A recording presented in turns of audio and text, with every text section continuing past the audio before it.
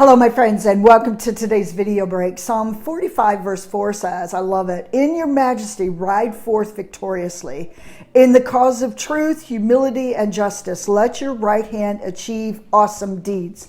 Okay, now I don't know where you need God to ride victoriously in your life, but I'm thinking this is an everyday verse. This is one of these verses that, yes, we need the truth to be prevailed. We need truth to ride in every situation of our life, especially at work and at home, wherever you're at.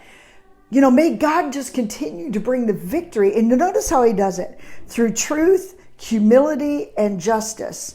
And let your right hand achieve awesome deeds. Haven't you ever wanted God to just show up in your life and do something miraculously? What about if he just showed up in this way, in justice, in truth, and humility? What if we just allowed ourselves to recognize that? You know, I don't know where you need victory. I don't know if there's a situation, or maybe there's a sin you keep stumbling back over again, and you need God to rise up and be victorious in your life, but you keep shutting it down. You don't pray for victory because maybe you kind of like it that way. You know, it was like the man that sat there for many years, and Jesus looked at him and said, "Do you want to get well? Or do you want to get well?" And so this, you know, do we want victory in our life? And sometimes what we think is victory is not necessarily what God is calling victory in our life. God comes in truth. And sometimes that means darkness is gone, you know.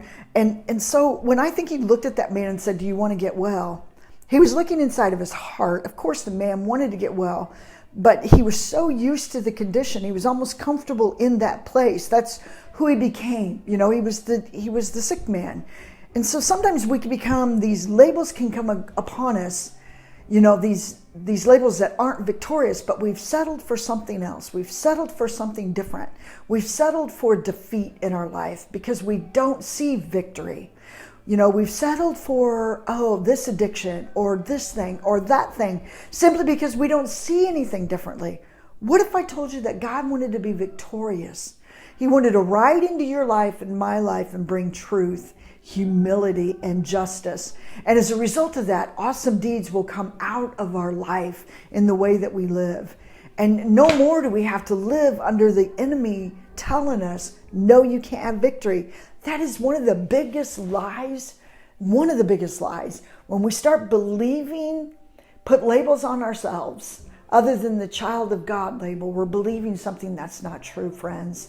You want to be set free today from anything in your life? Do you need victory? Maybe it's a work situation that you say, "Man, God, I need victory here. I need truth."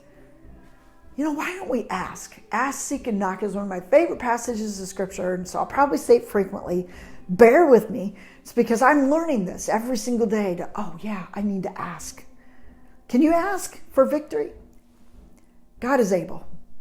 Be blessed, my friends.